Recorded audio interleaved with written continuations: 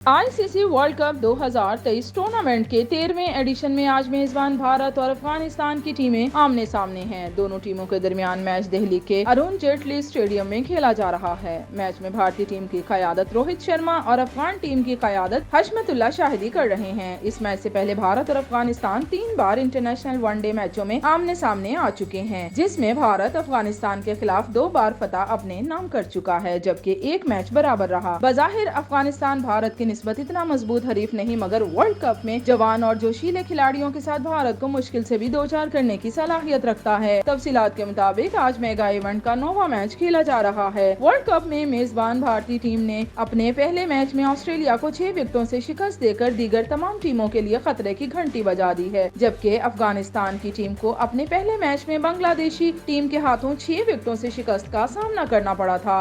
ICC world cup में दुनियाई cricket की 10 टीमें टाइटल के हसूल के लिए एक दूसरे के खिलाफ पंजा आजमा है। टूर्नामेंट का इख्तिताम 19 नवंबर को होगा। इंग्लैंड की टीम मेगा इवेंट में टाइटल का दिफा के लिए कोशा है।